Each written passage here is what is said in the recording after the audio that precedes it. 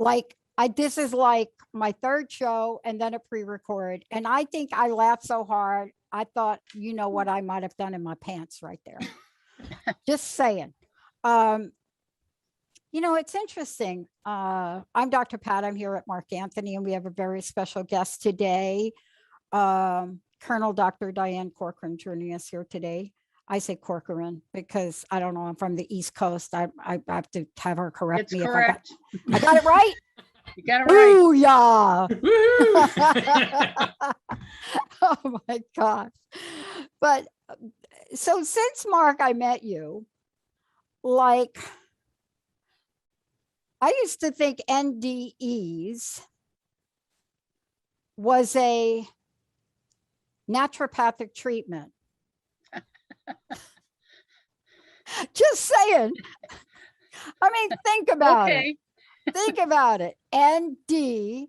So yeah. I thought, like, and this is a bunch of years ago. I thought, oh, so we're going to talk about extreme naturopathology. No, it's near-death experiences. Yes. And you know what? I've had the honor and the pleasure of talking to so many people over the years about this, especially when we're talking about our military. So many stories. But we have a special guest, Mark. Why don't you tell us who we have?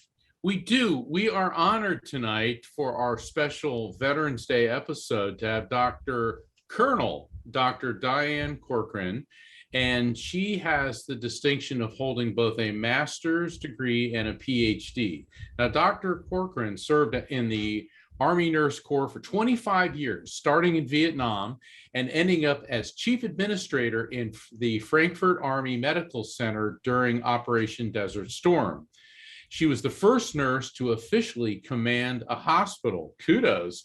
Now retired from the military, she's busier than ever, and she serves as a healthcare consultant, specializing in the healthcare and support for people who have had near-death experiences, NDEs, particularly service members who've had an NDE during combat. For over 40 years, Diane has lectured worldwide on the importance of healthcare professionals understanding the near-death experience.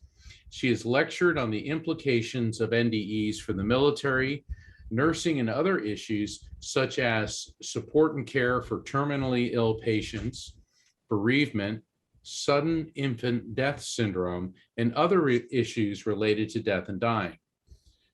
Colonel Corcoran has published several articles, and she's appeared on many radio and TV interviews. Dr. Corcoran has been the president of the International Association for Near-Death Studies, IANS, several times over the course of the last 40 years, and she's currently serving on the board of directors of IANS. So welcome to the Psychic and the Doc, Colonel Dr. Diane Corcoran. Yeah. So happy to be here. Yeah. Who says science and spirituality don't mix? Come on. They do. They do. So Diane, and is it okay? I always want to call you Colonel Corcoran or Dr. Call Corcoran. me Diane. That's All right, fine. Diane. My dad was a Navy SEAL, and he taught me, you respect the military. And it's interesting because somebody on Facebook today, I was promoting this show, and they wrote, and it was in an NDE group on Facebook, and they wrote, oh, well, should you really be talking about that since so many people in the military have sent people to the afterlife?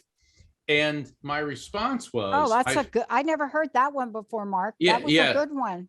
Yeah, so I sent a picture I have of two soldiers in dress blues devastated at a graveside.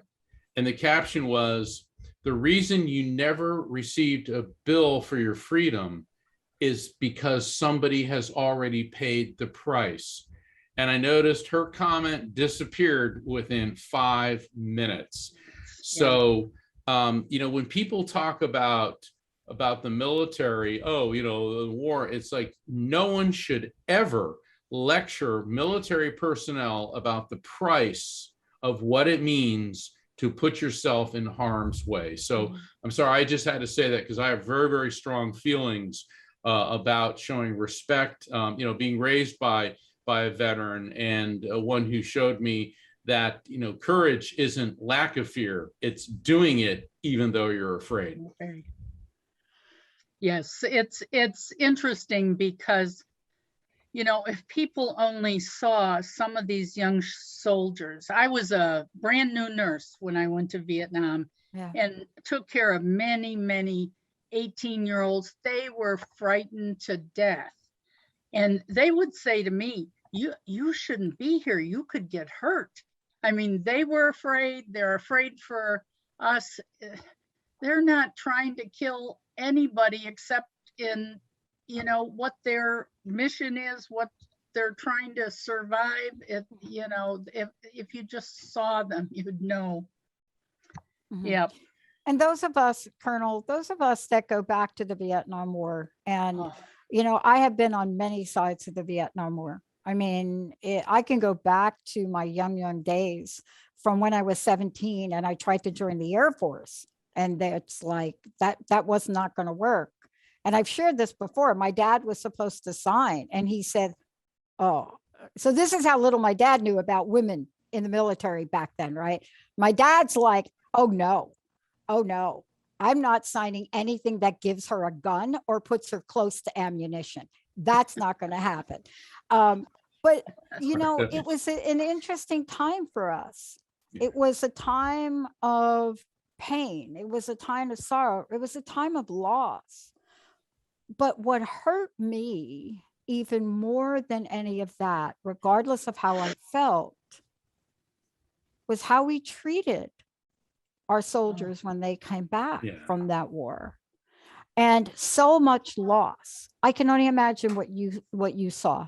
Oh, yes. And it's interesting because it's the issues still go on. I was sitting in the clinic the other day and overheard a supply person and another person really bad-mouthing Jane Fonda and what does she know and all this.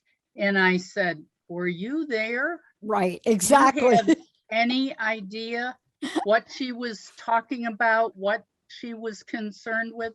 I said, you really shouldn't talk about things you don't know. And of course, that conversation then stopped right away. But none of us, I mean, I was surprised as anybody arriving. And I remember going, I was the only woman on a flight of about 400 young men going to Vietnam. And you arrive there and, it's like you're in the middle of a room with a bulb hanging down and you hear all these bombs, and I'm going, what in the world was I thinking?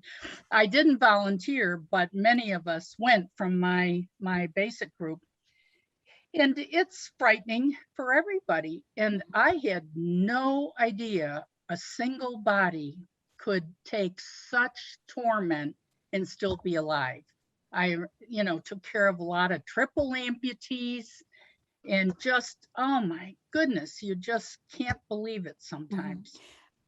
Let me ask you this question, because this is an assumption I've made for a really long time. I don't know if it's true, Mark. Maybe both of you can chime in. My assumption was that if you ever want to account for people that have near-death experiences, get close to the war front, get close to the front lines, because thanks to the work that you did, you brought so many of those people back. I mean, we don't talk about that enough, right? Right. And it's interesting because we now have research that was done by a Dr. David Hufford in the VA that did work with veterans, combat veterans. And we know 50% or 48 plus 0.9 or something, 50% of combat veterans have had NDEs. Yeah. That is a lot of people. That's what I was saying. But and why don't we talk about that more? And we do nothing about it. That's been my concern. The VA's not prepared for it. Yeah. There isn't, I actually have a friend, another friend beside Mark, who's a medium. And years ago, I was doing a paper on veterans and wanting to know something. I said, I need for you to reach out to the other side, because there's not a lot of people I could say that to, and talk to some veterans, because it's my assumption that on top of PTSD and physical injuries, people have, and the combat vets have NDEs, have nowhere to go. Nobody talks to them. They have no idea that they're not crazy. And I want to find out from these veterans who committed suicide, whether it had an issue. And indeed it did. Yeah. And Diane, back during the Vietnam era, they didn't even have the term NDE, near-death experience of that term.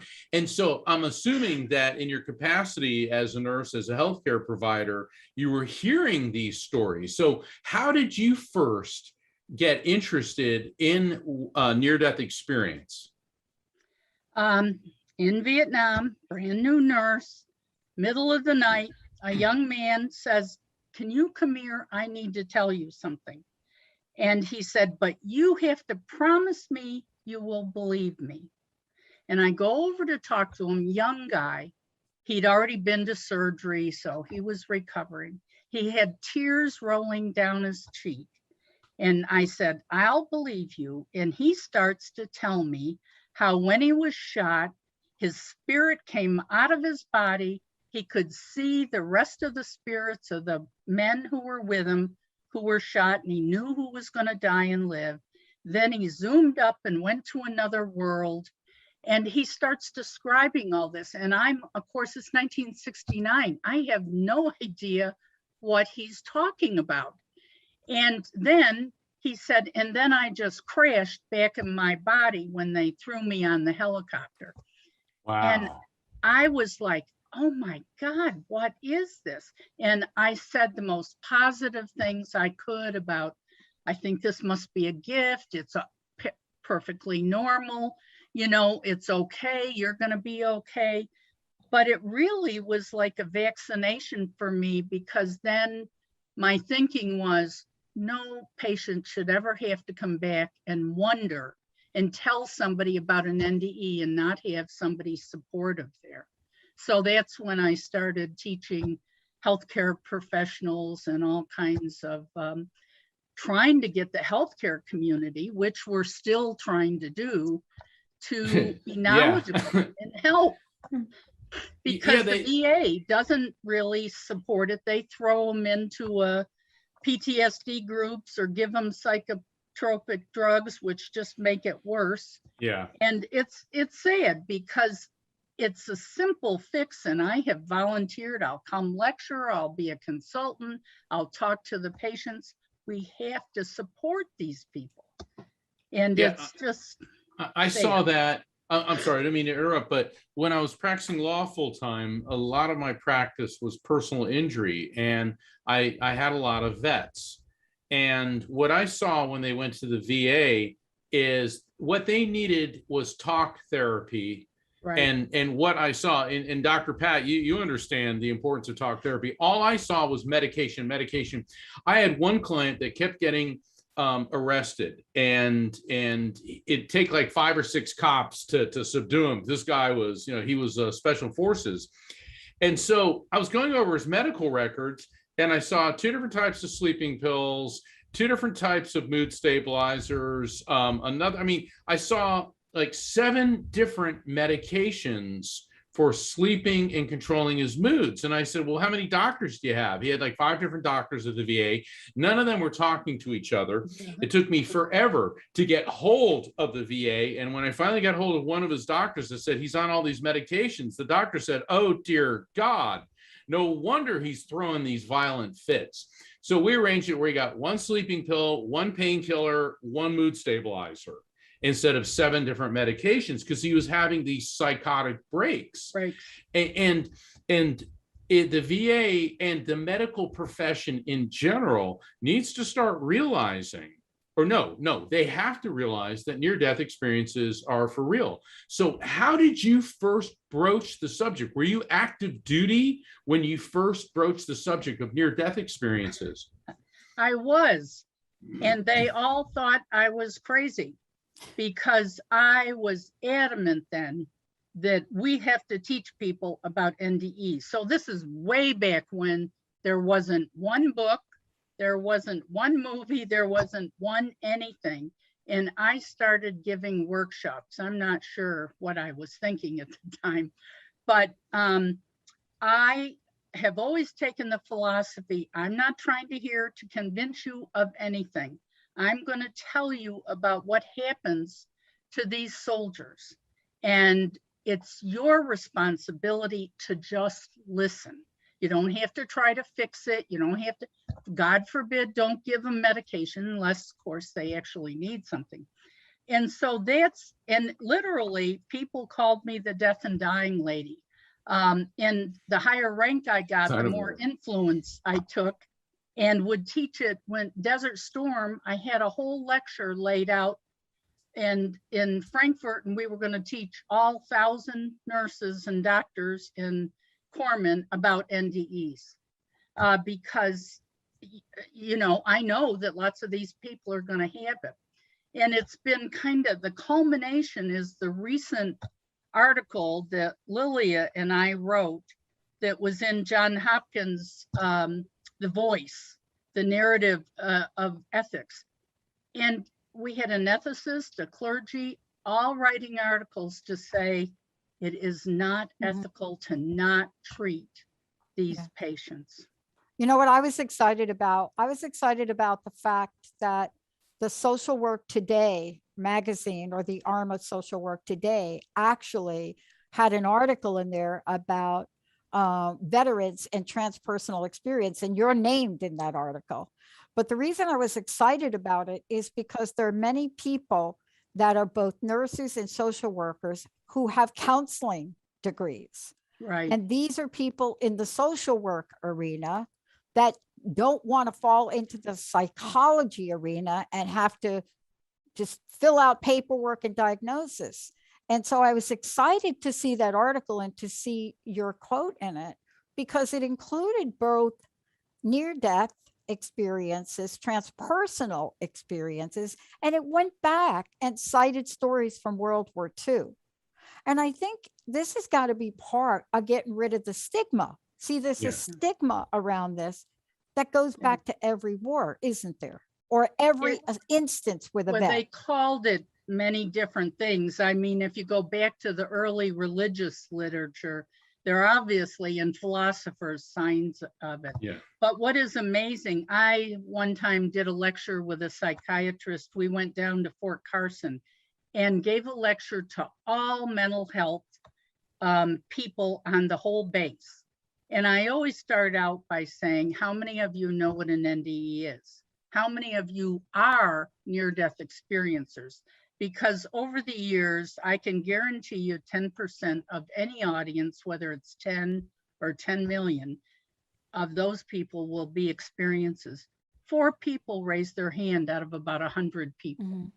And if people don't know, I gave a lecture in San Antonio to Army psychologists.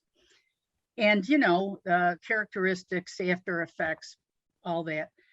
And the psychologist said to me, she was really furious. She said, how could I have gone through all this training and never heard about this? Wow. So I went to the VA. I can answer that question. Yeah, Dr. Pat, dude.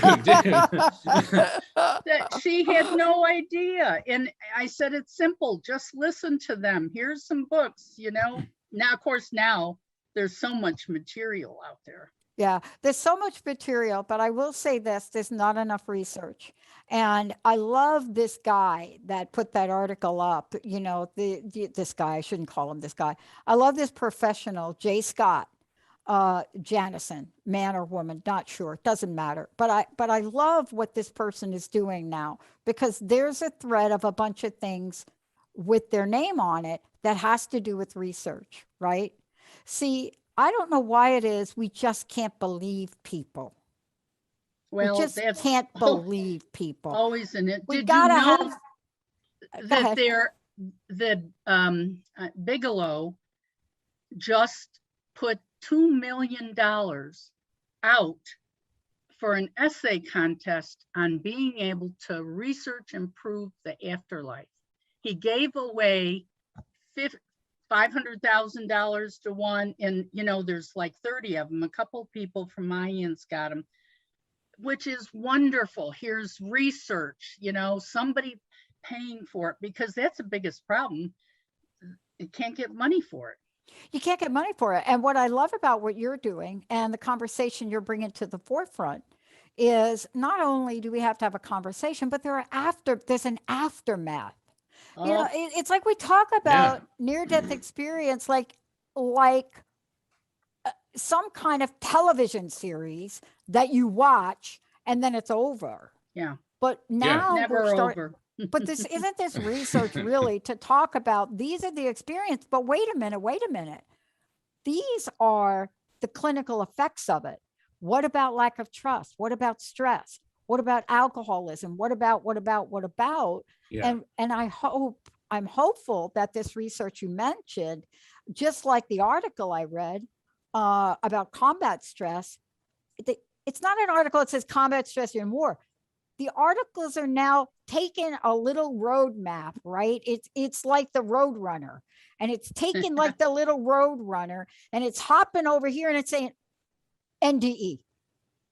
Yeah, it's wonderful. I mean, 50 years I've been doing this now, and finally you start seeing it, but we still have a long road to hoe in the medical community to get them to just listen. Clergies also, to just listen to these patients, people, because the majority of these experiences don't happen in the hospital.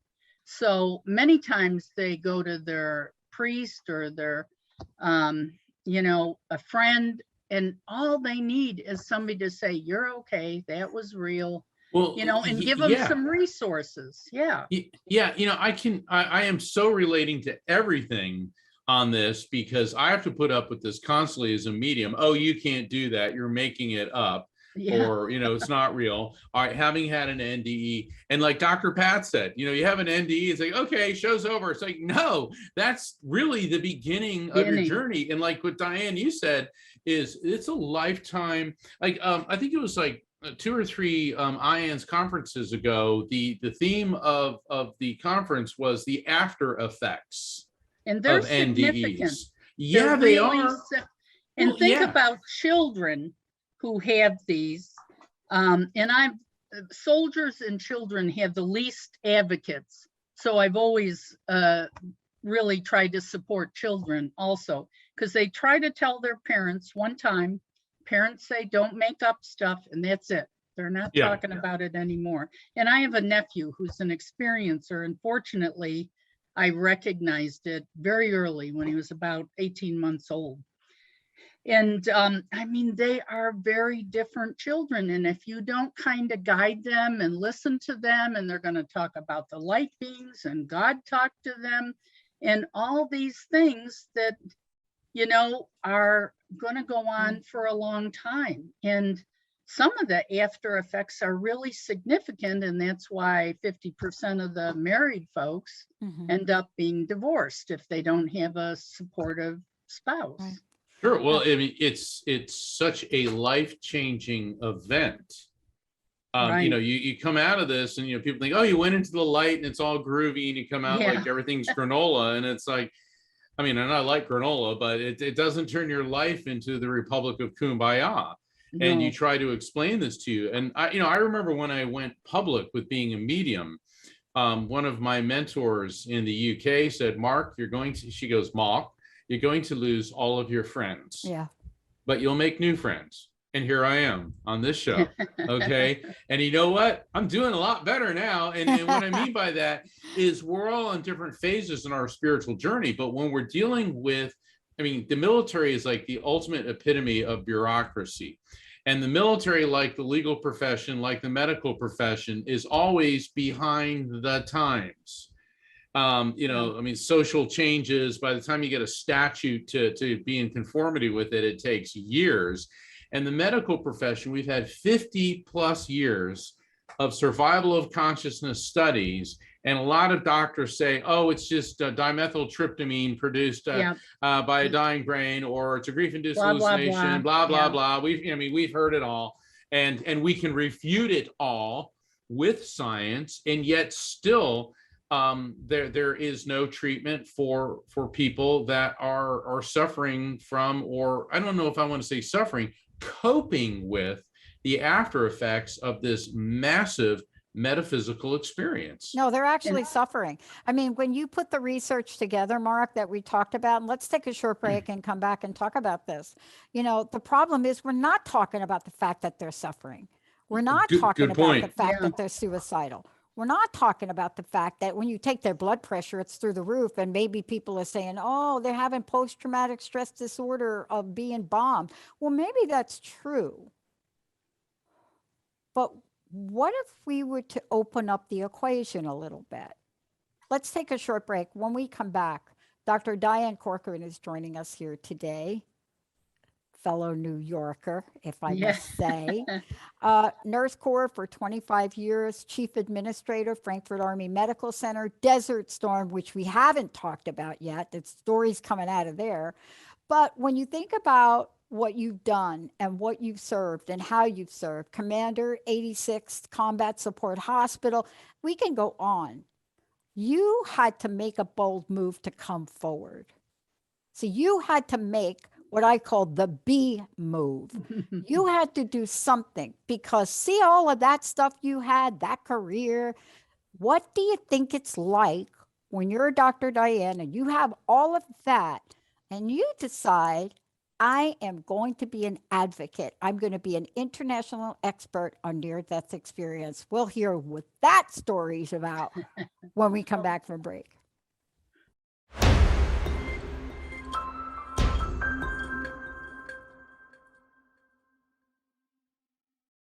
Wow.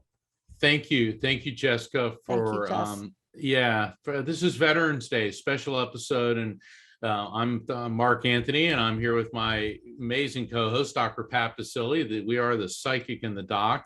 And our guest today is Colonel Dr. Diane Corcoran, who's done just about everything you can do in the medical field and in the field of near-death experience research. And we'll be taking calls. If anyone wants to talk about their NDE or ask a question about near-death experiences, the number is 1-800-930-2819. That's 1-800-930-2819. Because maybe you have had a near-death experience, but have been afraid to talk about it, or need to talk about it with people who understand. And we are the NDE Dream Team. So Diane, Desert Storm. Wow. Yeah. Tell us about your Yeah. experiences with And that. by the way, how do we find out about you? Because people can Google you. I Googled you, but you got a Yeah. great website too. Right. Yeah. Can we get So people my over website has a lot of information on there? it. Okay. And I also do a monthly show on ISCO, which is an IAN's online status once a month for veterans. Oh. So that's also a way to get in Okay. touch with me. So it's Corcoran Consulting-NDE.com, right? Right. Corcoran Consulting-NDE.com. All right. Sorry, Mark. No, that's quite all Desert right. Storm. Desert Desert Storm. Storm. Well, I was chief at Frankfurt at the time, we had about a 300-bed hospital, normal, pediatrics, neonates, all kinds of, and we had about 1,500 employees, and we get orders that we have to gear up and we have to come up to 1,000 beds and get rid of all the pediatrics and everything else and just be prepared for combat injuries. And then on top of that, we're going to bring in a general hospital from the reserves from Madison, Wisconsin, 400 reservists who have never been activated before 3 days before Christmas. So mothers left 5 kids at home, you know, I mean, all kinds of crazy issues. And trying to make 1,000 beds, I ordered and told the nurses, you know, this is going to be different. We're going back old school. I ordered 1,000 litters and 1,000 IV poles and said, we're going to learn how to do this with a piece of tape. You're not going to have machines and people are going to roll in here by the hundreds any way they can get here. And sure enough, because the hospitals were not really set up in the desert, we had 60 patients a day coming into Frankfurt. All kinds of problems with the reservists because they sent patients who were on Haldol, you know, who had stomach issues and were eating MREs and were sick. We had all kinds of accidents and issues. So it was an incredible, stressing time. And we had to I set up a thing because they saw things they have never seen in their life. A young medic, I remember, saw her friend decapitated. And I said, we have to have a stress ward for people who are just need to have special care. So it was, fortunately, it didn't go on but maybe 3 months beforehand, we started getting these patients as they were mobilizing them to the desert. So it was an incredible feat to go from 300 beds to 1,000 over a weekend. Wow. Over a weekend. I said, I really should have written this up because it was really a strategic plan and really an incredible feat. And there was only one other nurse and myself who had ever seen combat. So we're saying, look, things are going to be different. You have to do things differently. And we need to be prepared. So it was a lot of teaching, a lot of young nurses, even the doctors. The commander had never seen anything. He didn't have a clue most of the time about what was going on. And so it was an incredible time. And fortunately, as I say, it didn't go on forever and ever. But it was my 1,000 litters and my 1,000 IV poles went to the Russians. So since we didn't use them, but lots and lots of really difficult things for these young people that came from this reserve hospital 3 days before Christmas, if you can imagine. And they're in a strange city, you know, and most of the nurses had been nurses, but a lot of the medics had been mechanics, other kinds of things, and really had never been medics. So a lot of training, a lot of difficult things. But as always, you know, if you have a good team and you take it with a positive attitude, it works out. But it was interesting.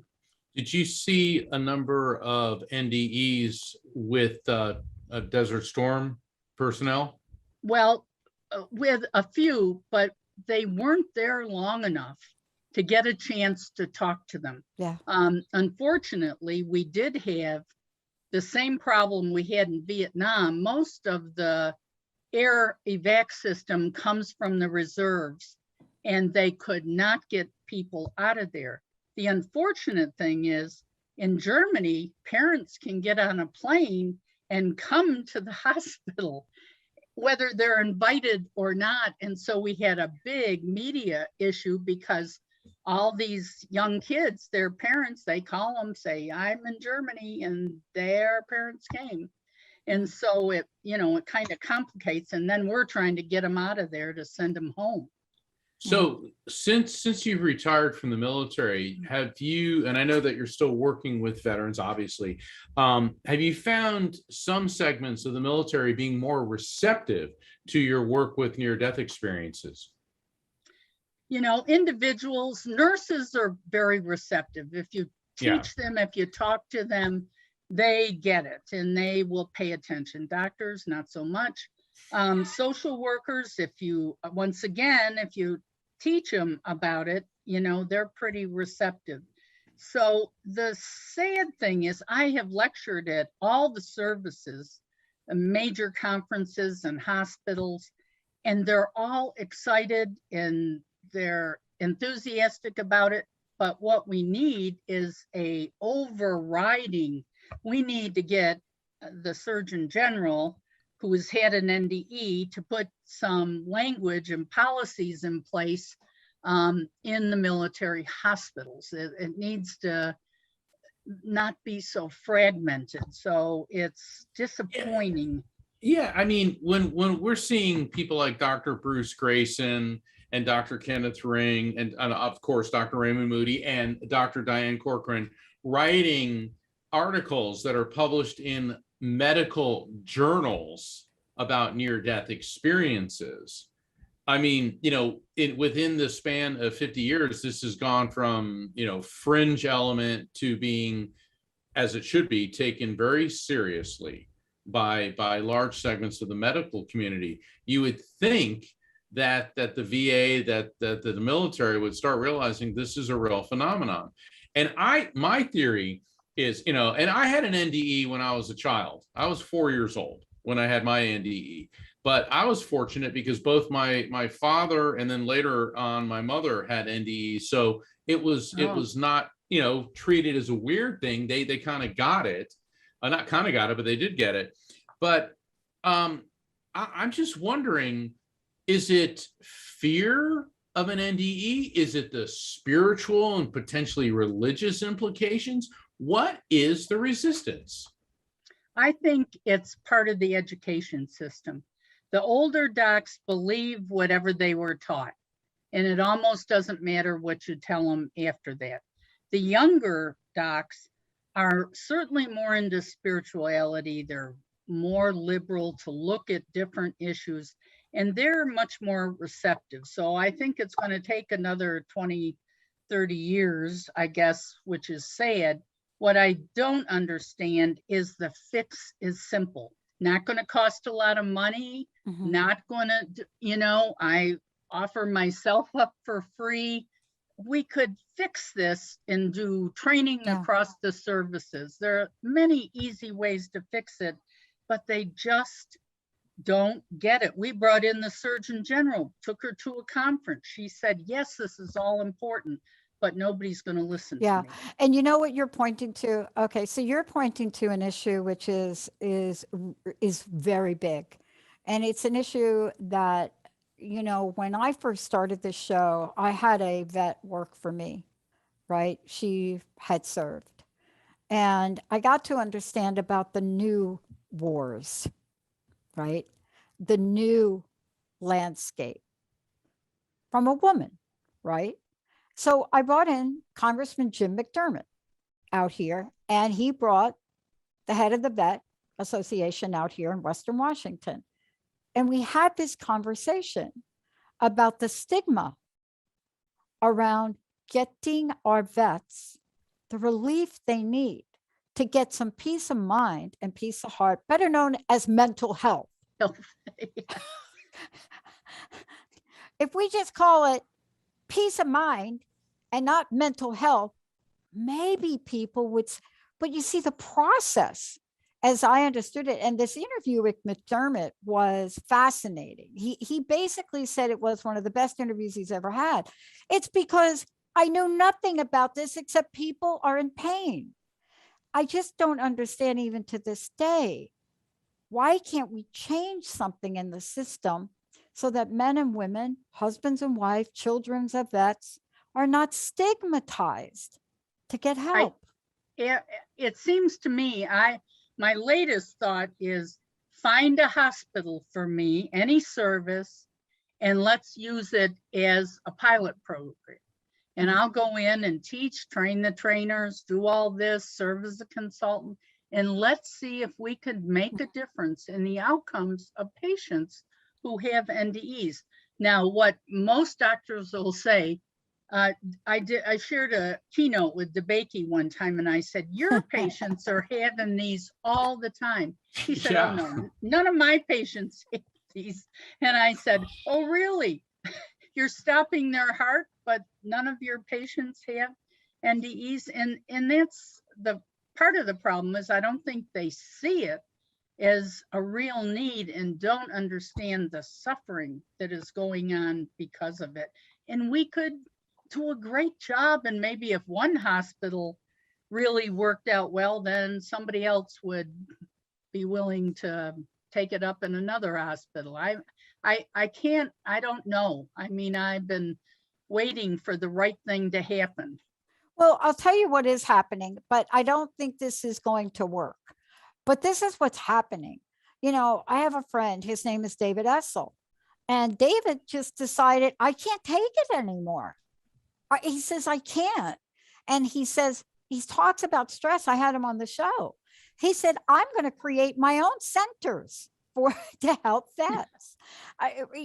Because this is what happened a number of years ago when I was talking to McDermott. And I said, you know what? I got people here that are calling into the show. They're creating healing circles for vets. So this is the thing that I think is hopeful. If we could just pull away from the real problem and go to the place where independent people like you, Dr. Corcoran, people like you, people like David are saying, I've got to do something. You see what I'm saying?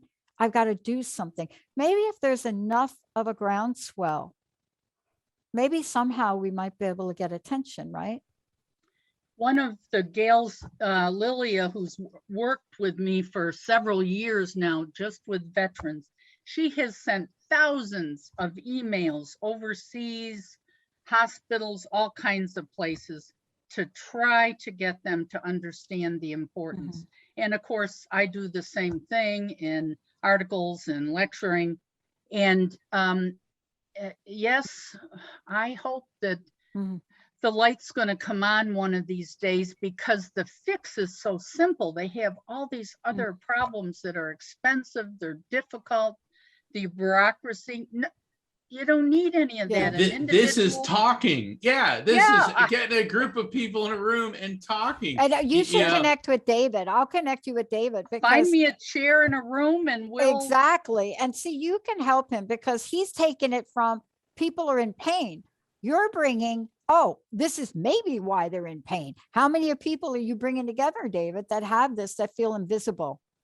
You know, the hardest part about being an NDEer is when the social stigma, people look at you like you're an alien. and that's what I love when I'm at IANS. It's like we're all there, and we can sit there and talk about, okay, I saw these light beings and I think they're angels, and other people, well, I saw Jesus, and and they're talking about this, and we're the norm in that microcosm.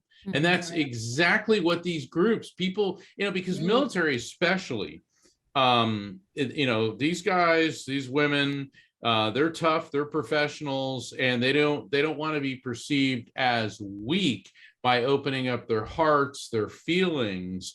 But when you have a major metaphysical, a major spiritual experience, where your consciousness leaves your physical body and transcends to the afterlife frequency, and you don't have a safe refuge to talk to anyone about, then there's that us versus them syndrome. So thank you, Diane, for doing this.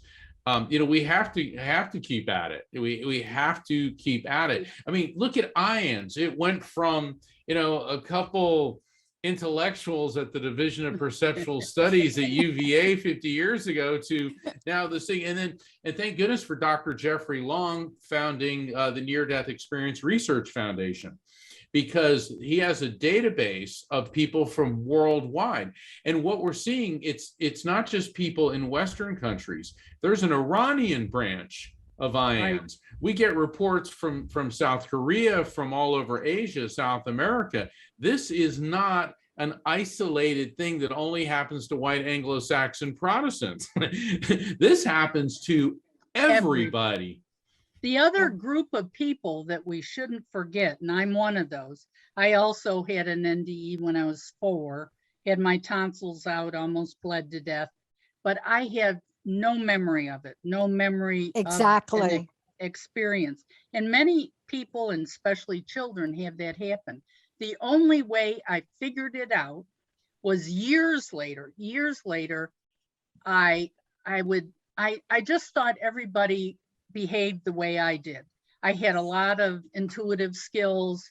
I had, didn't like violence much, all these things. And I thought, well, everybody's like that. Well, no, not everybody is like that. Yeah. And it was actually PMH Atwater who said to me, you're a near-death experiencer. Don't you know that? And I go, well, yeah, there's a good explanation for it. Yeah. But because I didn't remember it, there are a lot of adults out there who don't remember it, but they know they're different. Yeah. Enormously understated. I blacked out and I ended up in an emergency vehicle, taken to the hospital. And they got all sorts of science names for what happens. Don't remember, don't understand how anything happened. But when I came back, I changed my whole perspective. I wasn't going to be a high-paid consultant. I wasn't going to do, honestly, when everything changed. Everybody thought I just lost it. And I went on for years thinking I lost it. And so these are people, whether that happened to me or not, but these numbers of people, they are truly invisible. So they're the INDEs. Yes. Yeah, that's a good idea. And the fact I used to have people call me all the time. I had a very noted potato chip country guy whose family thought he was crazy because he had an NDE and he was on the stock market and doing all this stuff. Now he wants to go to the beach and write poetry. And his wife is like, wait a minute, I like my 3 cars and he's not having it. And she calls me and what's the matter with him? Is he crazy? And, I said, not unless he was crazy before. He's just had a change in philosophy and feelings and morals and everything. And he's never going to be what he was before. And it could be subtle. It could be subtle. For me, it was more like I spent 10 years in a doctoral program. I spent $100,000 in it. Oh And my God. and I come out of the doctoral program. I'm supposed to get a big consulting job, and I dial the wrong phone number, and I spend buying airtime on a show. I'm not kidding. And people in relationship with you are like, Oh yeah. I did not sign up for this. See, this is the part of the story. If we don't get medical help, maybe we can help people how to handle just even that, Dr. Corcoran, right? Yeah. It's like Al-Anon. We need we need an organization for spouses who we're trying to help support the experiencers, because it's a family issue. Yeah. It's not just the experiencer. And I've had people walk into the office. When I was president, I used to be at the office more. And a young engineer walked in. He'd had an NDE 6 months ago. He was at the VA. They put him on psychotropic drugs. He said, I can't work. I can't think. I can't. And I said, and he told me his experience. And I said, well, do you have other issues? No. And he said, I just tried to tell him about my experience. And so often they're rejected by the doctors, the clergy. Then they feel twice as bad because they've been rejected again. As one guy said, I got thrown out of heaven, and then I got thrown out of my church because and it's very, very sad. And it just mystifies me why we have such an easy fix, and we can't get a hospital or a clinic or somebody to institute, a program. It'd be easy to write it. Diane, you are the pebble that is starting the avalanche of change. And I want to thank you on behalf of Dr. Pat, myself, for being such an amazing guest. I mean, an hour's gone by. I feel like we're just getting warmed up here. Right. So you're going to have to come back. All right. We have to bring it back with David. We have to get David Essel, who just is like, I have had enough. We have to why don't we do a panel like this, Mark, and get them back? Absolutely. We absolutely should, because, people need to know this. And so Diane, thank you so much. Thank you, Dr. You're welcome. Yeah. And really enjoyed it. Yeah. And give us your website again. Corcoran Consulting-NDE.com. Fantastic. And everybody, Dr. Pat and I will be back next week. And for everybody, honor our fallen. This is Veterans Day. And like I said at the beginning of the show, you never got a bill for your freedom because somebody, meaning a veteran, already paid for it. Many blessings. Have an honorable everybody Veterans Day. For their service. Yes. Yes. Thank you. Thank you. Duty. Thank you, everyone. Thank you, Jessica. Hey, everybody. Thank you for tuning into The Psychic and the Doc with Mark Anthony and me, Dr. Pat Baccili, right here on transformationtalkradio.com. Hey, look, come back next week so we can explore with you more of life's many challenges and learn from fascinating guests. And you know what? Even Mark and me. We'll connect you and discover insights from people in this life and from the afterlife. Extraordinary problems? Yeah, they do. They require extraordinary solutions. But step into the world of possibilities with us on The Psychic and the Doc. That's every Thursday, 4 p.m. Pacific time, 7 p.m. Eastern time, right here on transformationtalkradio.com. That's transformationtalkradio.com. And don't forget, we're also live face-to-face on facebook.com, Transformation Talk Radio.